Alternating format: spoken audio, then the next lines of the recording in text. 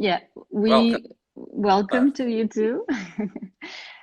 First of all, I think I would like to send my compliments to the organization of ArtsLibris, especially to Rocio Santa Cruz for willing to pursue this edition in even in Instagram in this unusual time. And I would like to also thank to Andrea Soto that for our invitation to do this conversation with you, João, and specifically regarding our work as publishers and authors, and I think book lovers. I think so. We thought of actually presenting and talk. First, I probably will talk, and then João will also talk about his project Imago, and then probably in the end we will exchange some ideas. Is it okay for you? Okay. So in my case, I think and before I talk, so I have a small publishing house called Pierrot Fou that I co-founded 5 years ago, and I will talk to about it during this talk. But I think before, I would like to also talk a little bit about probably the scale of this Pierrot Fou that is micro scale, sort of micro edition in the field of visual arts. And and I also would like to think a little bit of how the micro edition also emerged and gained such an impressive vitality in not only in the past few years, but actually since last century, probably since the 60s. But I think books and particularly books made by artists and not only made by them, also involving designers and editors and so on. But books made by artists have this freedom to publish like in a more independent way and somehow unconcerned with an institution validation. Like if you think of like Ed Ruscha, for instance, he created his own genre of artist books. We can easily understand how at least at the beginning it involved this combination of his work, his way of editing, is also a way of printing itself. So he's making like home books in a way, but thinking of it in an industrial way. Is like there is this sentence that I really like that he used in an interview. He said that this he was making a sort of collection of ready-mades. He was having the thrill to have 400 exactly copies of identical copies of a book, and so in a way, and that is probably a small edition also. So when I think of micro edition or small press as also possible, it's also a matter of scale and a minor scale, and this idea of leading towards the minor means something that is moving in the middle, and in the middle of many things, in the middle of institutions, of categories, of practices. Like it is normal for us, like if we have a book of ours, like this one, for instance, like Picture Generation, it's one of our books.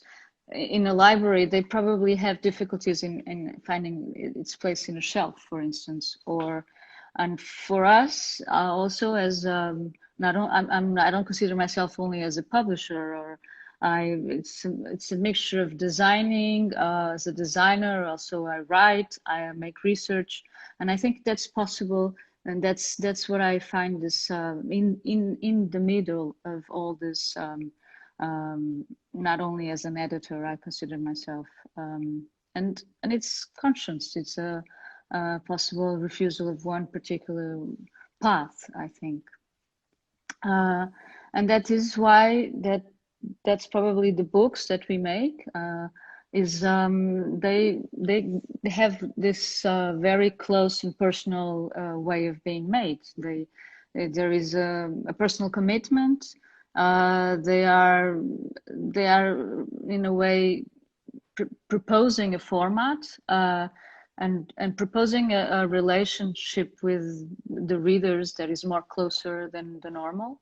And they have very flexible ways of appearing, and so it's they have a different urgency in the way they are made. I think that micro edition, and probably I'm not only talking about Pierrot Le Fou, of course, micro edition has this role to create like a printed space that can materialize experimental and unrepresented projects. I think that's probably why that small scale is important. Also because they use alternative distribution circuits to classic bookstores. Sometimes we use new economical ways of printing or combining ways of printing books. And so that can be paradoxically like a more resistant strategy to economical failure, I would say. There is no expectations. We want to make books, and we make them along the time with probably very regularly appearing, but it's more like a statement when we do it. It's interesting that, for instance, for us, we Pierrot Le Fou appeared in the middle of a crisis, and so it was in 2014 that we decided out of to think and to start making books, and then we find out that in this particular quarantine we sold more books online than we ever made in the entire 5 years online. So it's also strange. It was also strange for us.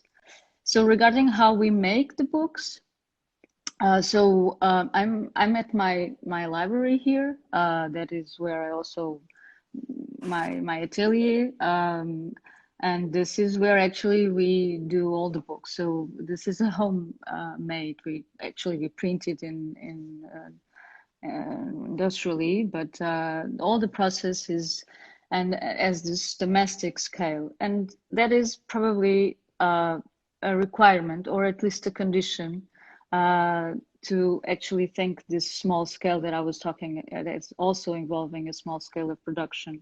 This is where we meet with the authors, and how we actually involved our authors, our thoughts, and our work on the fascicles that we make.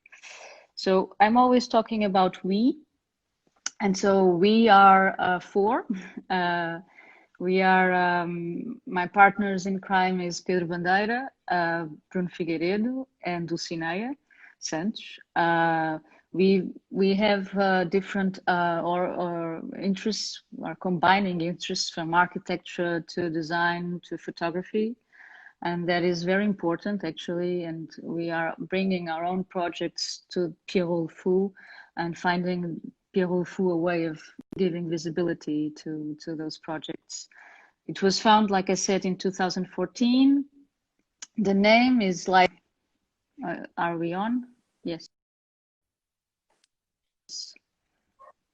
Yes, João, are you listening to me? Because it was stopped. It stopped for a small while. Okay, okay, good. Very small. Okay, I'm just finishing because I will pass to you. But I'm just explaining how actually we found this format, and also the reference to Pierrot Le Fou, although obvious reference to the film, but also to a manifest that Godard wrote that is called "What Is to Be Done." And he lists a number of things that what is to be done involving images. And in one of those, he says to use images as sounds and teeth and lips to bite with. So it's like really having this aggressive way, putting images in conflict, and having this this political act and social engagement, you know, always aside to those editing process. And we try to sometimes involve that, I think, in the way we do our fascicles. So we call it fascicles. I have here a couple of them. We call them fascicles because they are like, yeah, we just remove the cover and we have this all same kind of format. And they have like 16 to 32 pages.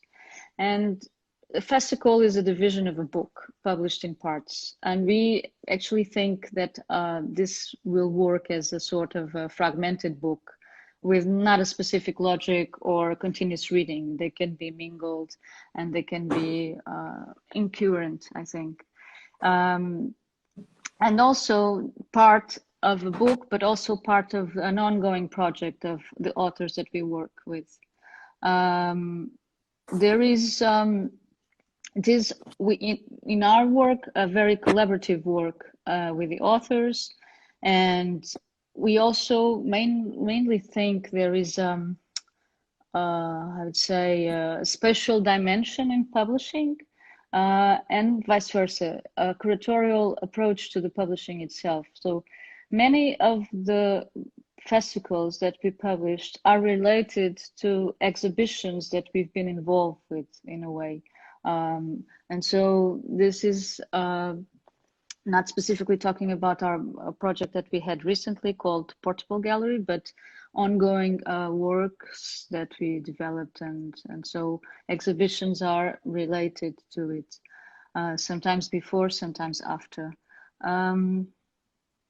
Yes, so I would just say that we published in 5 years 19 fascicles, and in total we only published I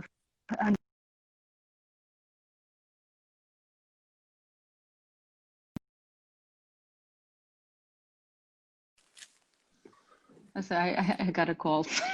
I'm sorry. It happens. So I was saying, but I think no one hears. I did not hear the call, but it also happened to me. And so yeah, from, like I was saying, in 5 years we published 19 fascicles. That is not so much, and in a total of 536 pages, very few. And then I think afterwards I can show a little bit of which one, probably the last 5 ones that we published, that actually are not in any place because it was right before we enter the quarantine. So, João, I really love to listen to you. Susana, thanks. So I will make a presentation of what we have been doing. We are, in fact, I think there's a common ground, very light between what we do. It's the relation with the authors, you know? Mm-hmm. And in fact, we are a publisher that, well, we are not just a publisher, because in fact, what we have been publishing authors like Georges Didier Bormann, Jacques Rancière, Hans Belting, Ghost Bredekamp. They are very well-known authors in the field of art criticism, history, and philosophy. And but they are writers. They write books. Therefore, we publish them. But they do more than that, you know. They are also great lecturers. They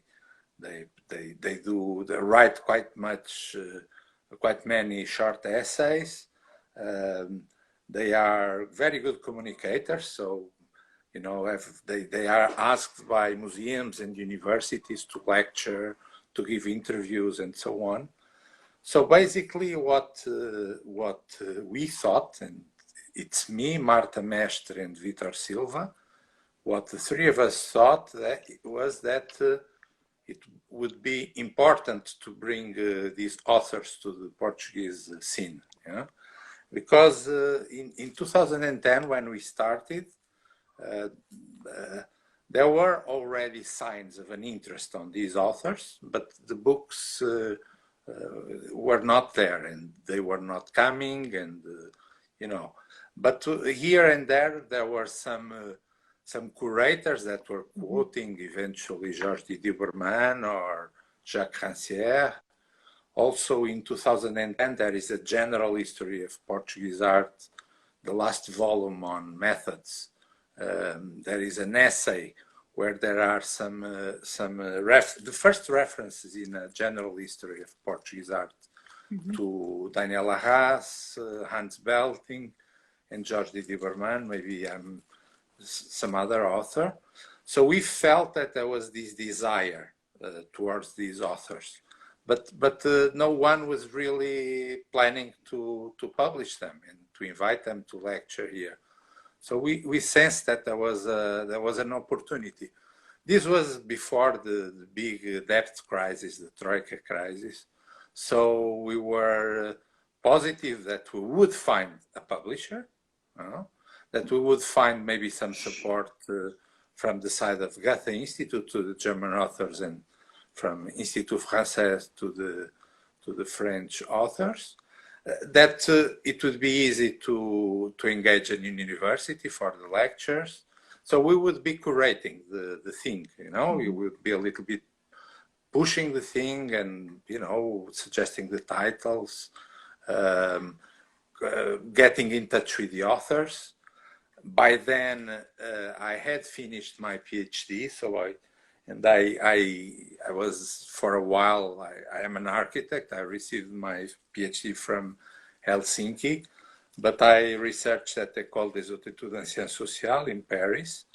Over there, I had a supervisor, Georges Huberman, and I had met Georges Didier Berman, of course, but also Jacques Rancière, also Hans Belting. At some occasion he came, and in fact I was passing the slides. He was giving a lecture and projecting some slides, and I was the guy, you know, next in one of the first chairs. He needed some help, someone to push the button. But so there was this desire. We were interested in their work. We had the contact, so we said, well, let's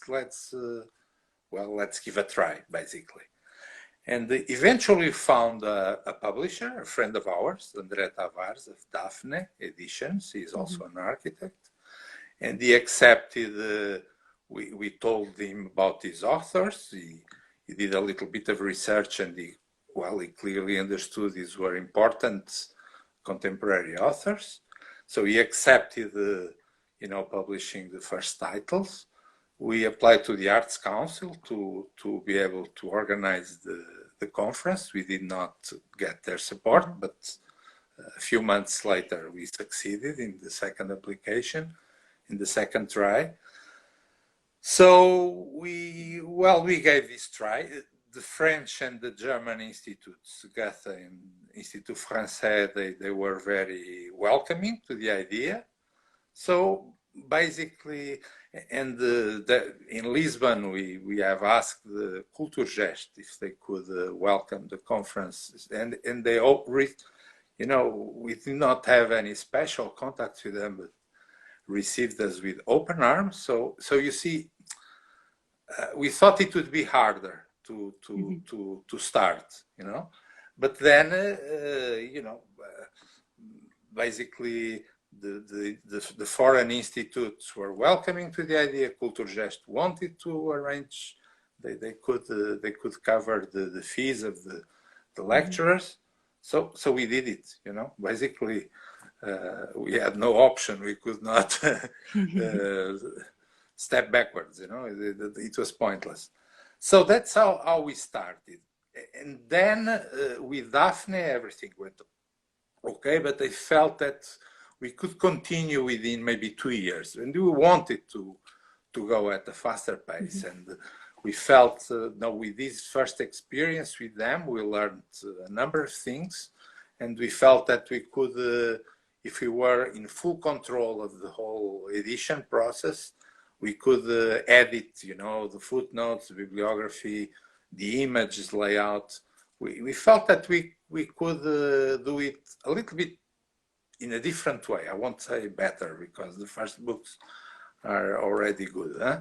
But so that's why in the 1 year after we are, you know, back to the crime scene and doing it on our own, and that's why how we became a publisher, because in fact, well, we have proposed the authors and the books to virtually all Portuguese publishers. They all were welcoming, but they had other projects, you know, for the next year, so they couldn't do it. And then came the Troika, you know, the debt crisis. So basically, either we would do it or it wouldn't go, you know. So that's how we became publishers. As to this aspect that I think it's a point that we have in common, the importance of the relation with the authors. Of course, I mean, basically we did not, it was not premeditated, but we wanted to have the whole package, you know, the book, the lecture, the short essay, the interview, meetings with artists and with historians, local and philosophers. And in fact, they were very pleased to do the whole thing, you know, because it was not just because that's what they do in their native languages, you know. They contact with students, with critics, they lecture, and in fact, it was you know, our desire and their desire sort of converged. So it was quite okay for them to. So yes, we are publishers, but also, you know, the focus of our interest are the authors. Okay, our background: I'm an architect, Marta is an art historian and curator, and Vitor is an artist and professor at the Faculty of Architecture in Porto. And these artists were meaningful for us with our artistic background, you know. So in fact, of course, we are addressing an audience of art historians and philosophers, but they are meaningful for us. We felt that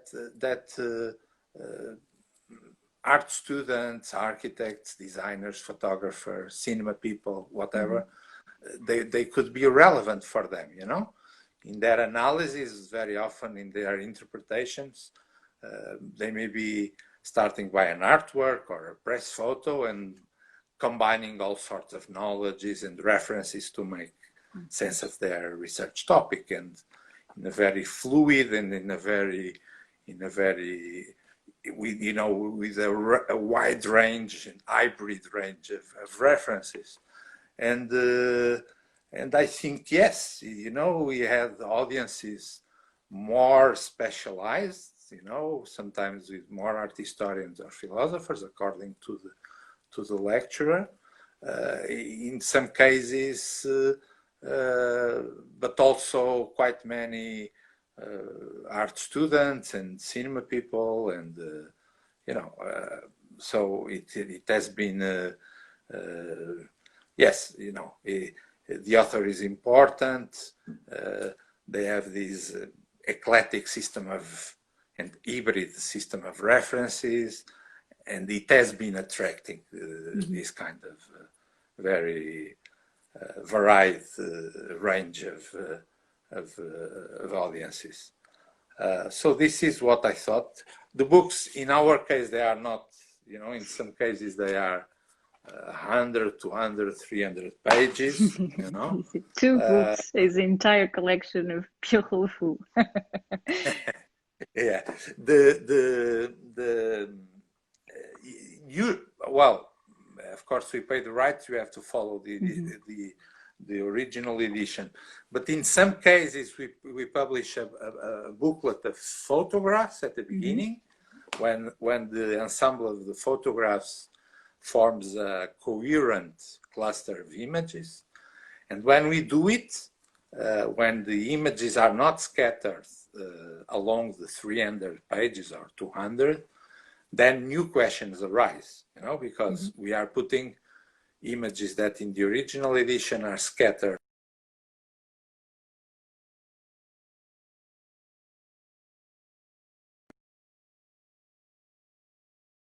And what goes side by side, above and below, and so on. And this is very interesting because if you properly think about what you're doing, you establish some relations between them. In some cases, these relations are suggested by the text himself. In other cases, it's just this work of montage of images that gives the book and this work a new sense. At the beginning, we did this. We published, for instance, Abi Warburg or Abi Warburg, who is no longer alive, of course, And in the case of Abi Warburg, of course, we are totally free to do this, to do this work of montage of images. But in the case of the other authors, of course, there was this question, whether how would they react to our liberty, because we didn't ask them permission to do this. We took this liberty ourselves, and they reacted very positively. In some senses, they said, "Wow, it even looks nicer than in the original edition." So you see, yes, they are philosophers and historians, and they have audiences in these fields, but we have not really a project of changing the way history is written in Portugal or art philosophy. It has been, and I think your project is one. It's of artists by artists. Well, you are also architects and designers and photographers, but artists in the broader sense. You are not communicating your work. It's your work itself, And in our case, of course, it's different because we bought the rights. The book exists in the original languages, but we face it very much the same way. For us, it's an emotional engagement with the book, with the authors, and. So this is my presentation. I don't know if I took longer than expected. I don't know. I don't think so. Actually, there is one book that I have it here that you published that I really like.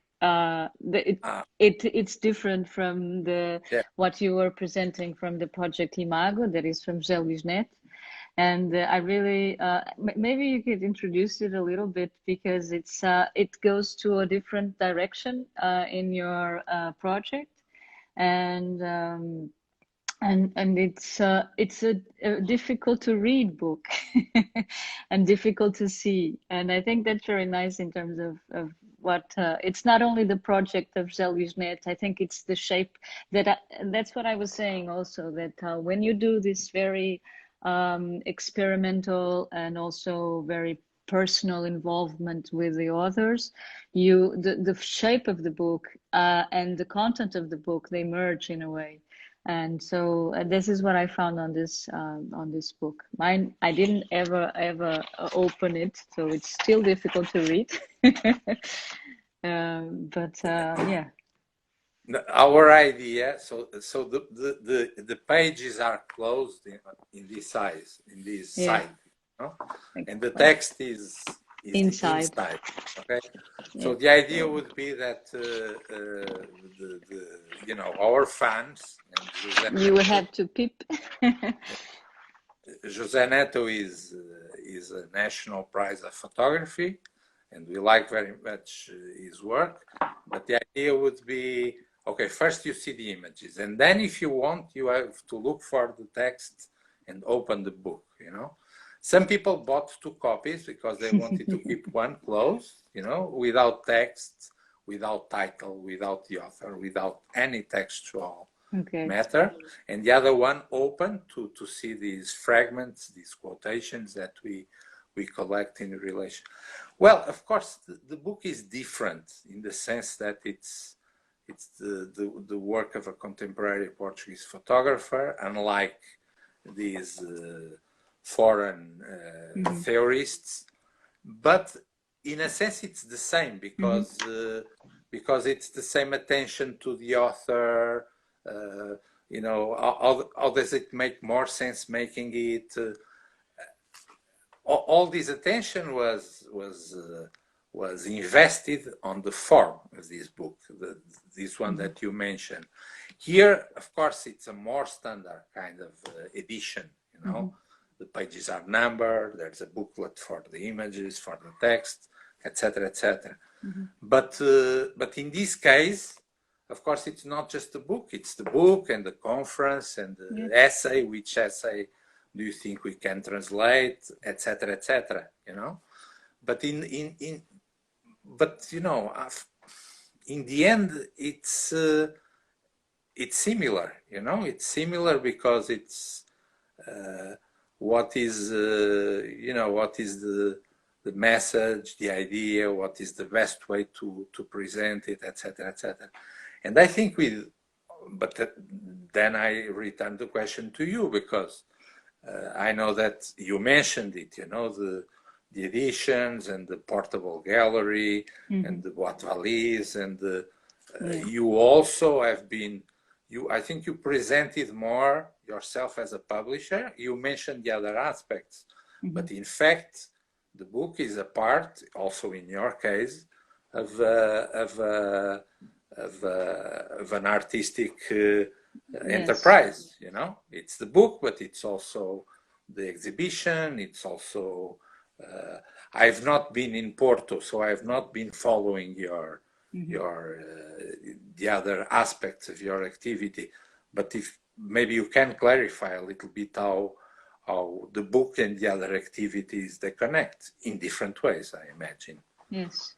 Yeah, I mentioned like in passage the idea of exhibitions, but actually like you, I teach at the Fine Arts School. Pedro and Bruno teach at the Architecture School of Minho. I teach in Porto. And apart from that, we also involve ourselves. We had PhDs in the middle. We work as architects, me as a designer, and that is like in the middle of all this. We also not only think of.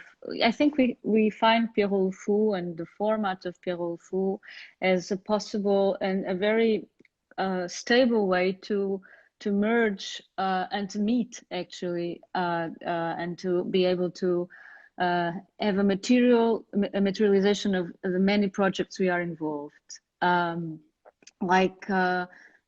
For instance, we were having this idea, like you mentioned, a couple. Well, we published probably 8, I think. Actually 9. We were on the 9th.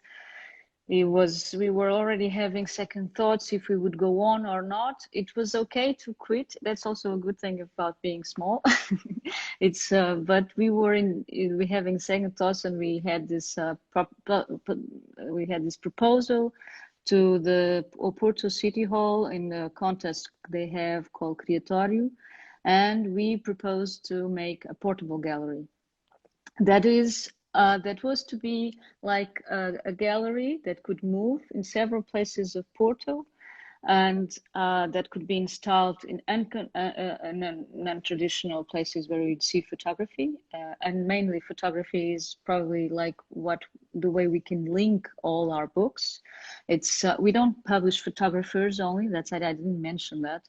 We publish photography, and people that with photography can actually talk about this micro-histories or defy truth of photography itself. What is photography telling?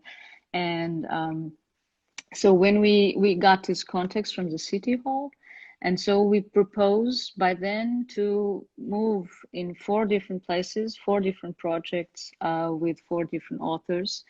First of all was Kathleen Deere with a project that she's been Actually, I don't have it here, but she had visited Guimarães with an exhibition that Pedro was commissioning with Palcatrica in 2011. And in an extension of that visit and that photography, mission of photographic mission that she made in Guimarães, she photographed Porto. We had that photos. We thought maybe it's the possible format, because it's also like an essay, a visual essay, because it's small. It can allow you to do a more probably the work of selection, and the work of appropriation is more what we also work with the authors. Sometimes they already have a proposal, then we enter, and then we rearrange and rethink the sense of the fascicle.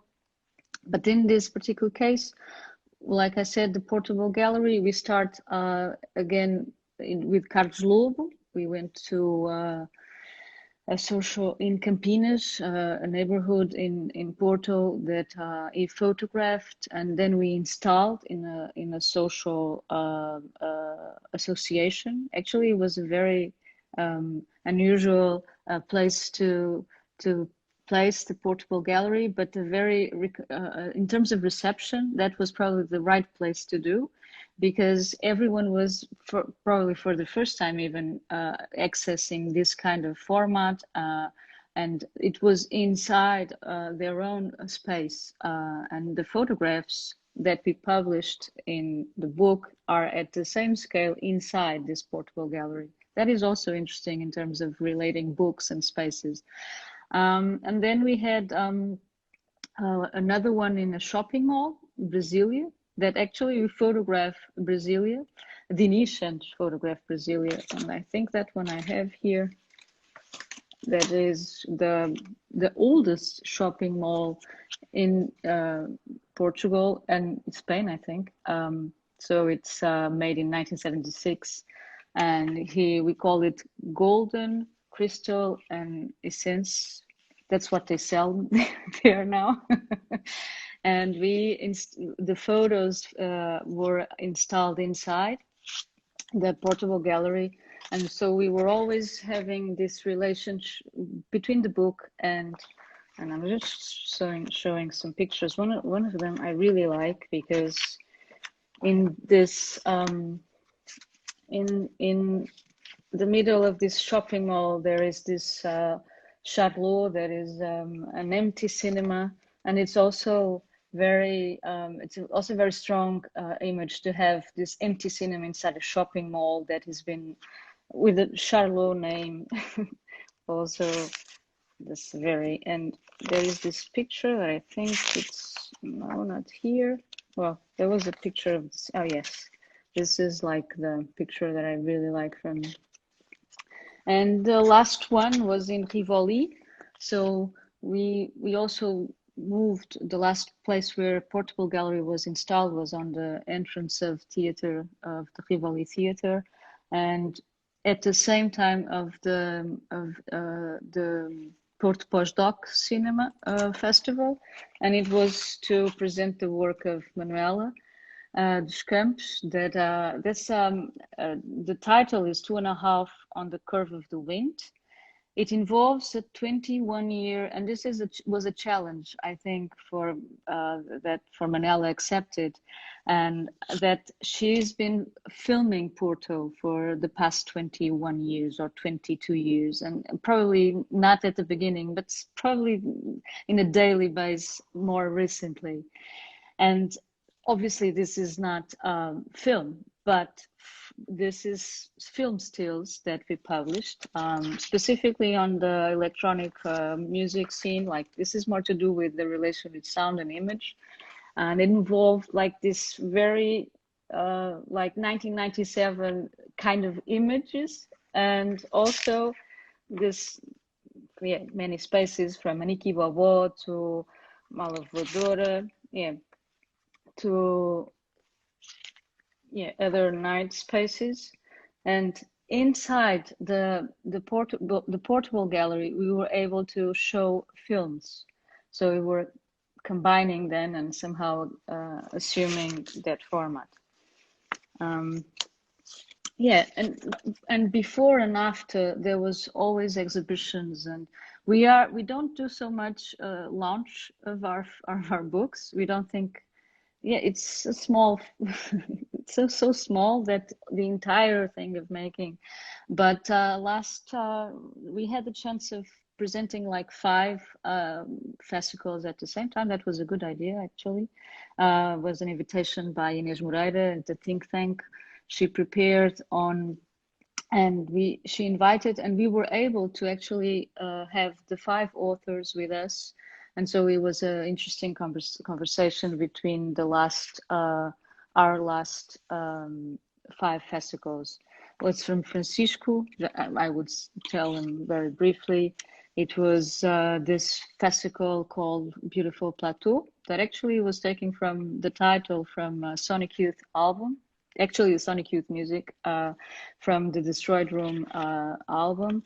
And he photographed Foco, the building that is now in a very bad shape in Porto. So he was inside this complex of cinema, and yeah, it was also swimming pool and residential complex. And he somehow photographed this chaos. And there is one particular picture that we saw that reminded us the Destroyed Room from Jeff Wall. This is the one. This combination of a stage chaos. And so we made this relation, and then we actually, that's what we write. We always have a test. It's not here, it's here. We always have a text that we talk with the pictures. It's not an explanation, or it's well, sometimes authors, we not only invite the authors to publish the photos, but also other authors to engage with the photos. And in this case, that's what we talk about. We are talking about Pedro. It was a forehand text. It was me and Pedro. I was talking about the Destroyed Room of Jeff Wall. He was talking about the Destroyed Room of Sonic Youth, and then we ended the text together on chaos and ruins. Yeah, also Pedro is also with Paradise, that he would talk about this much better than me, but involved an exhibition that he made in Mat. And sometimes things appear from, like, for instance, Anti-Monumentos, de Helena La Cruz. Actually, she came from Tenerife to the presentation. It was really nice. And I'm taking the cover so I can. And she was actually she worked with Inês Moreira, and she was actually photographing. She's an architect. This is somehow related to her research on this. It has one picture that it's really impressive. This abandoned structures in Canarias. And so we thought it was interesting also to include in this cycle this abandoned anti-monument, like ovni things in the landscape. And so it had a similar relation, all of these last fascicles, with with this utopia, dystopia. But I think we are, yeah.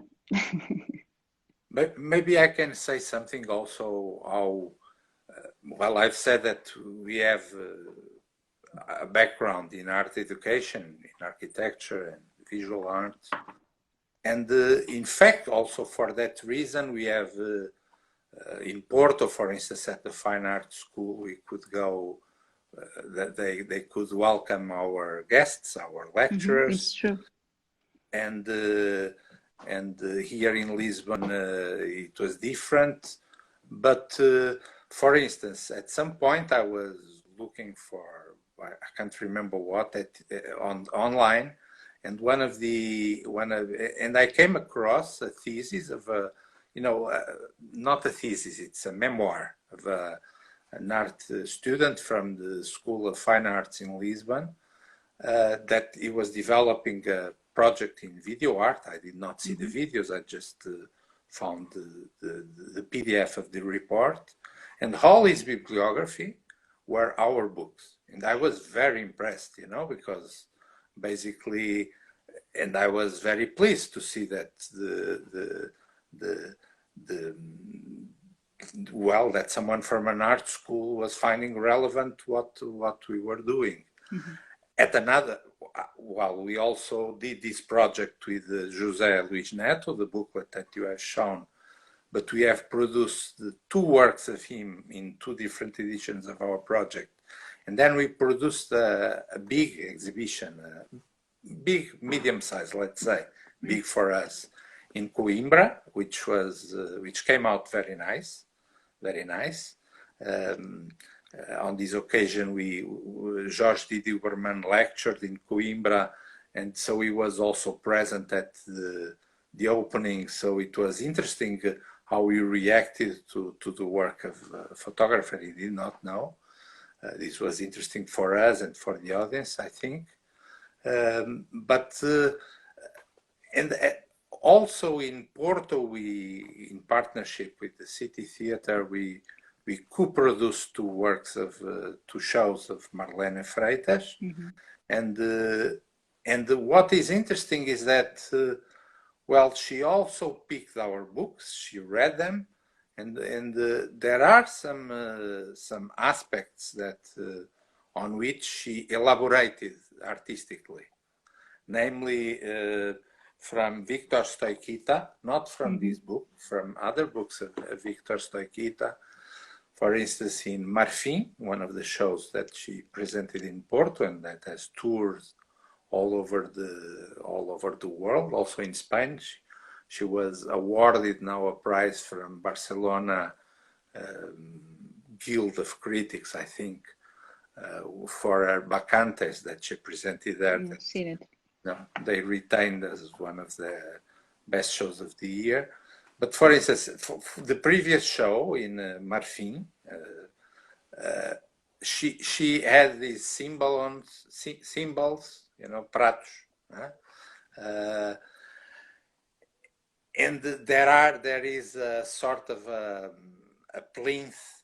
Well, it's not a plinth, it's praticável. It's one of these platforms that theater and dance people use on stage. There are a number of small elements in the show that came directly from the analysis that Victor Stoichita makes of Pygmalion, the myth and the iconography of Pygmalion. And this is, so, it's interesting to see how, for instance, how she has been adopting and working on top of some of the ideas of these authors. And on the other hand, how this is invisible for the critic, because the critic goes on, she's Portuguese, Cape Verdean, so she's a lady, so they go on speaking about feminism. She's Cape Verdean, so post-colonial. She does what she does, so surrealism, expressionism, and so on and so on and so on. Basically these standard categories for speaking about an artistic production. But basically, yeah, okay, we understand. But basically, they miss the point. They miss the point because if you would like to operate on top of an artist like Marlene Freitas, then you would need to see, okay, what is in there? Why these small platforms? Why do you put the feet and take it? And okay, she could have explained how this relates to a specific reference, to the idea, but it's not a question of quoting, it's Victor Stoichita explains clearly that it's a statue that becomes alive, so the feet at the edge of the plinth or the feet at the edge of the platform conveys a certain number of meanings and so on and so on. And it would be very interesting, if... So on one hand, it's interesting that that this one video artist from the Lisbon faculty found, you know, it was food for his thought, the books, or Marlene, you know, but it would be interesting to develop maybe someday, but, you know, so far we get these feedbacks here and there, and we are very, very pleased about this, because in fact, we don't know so much what,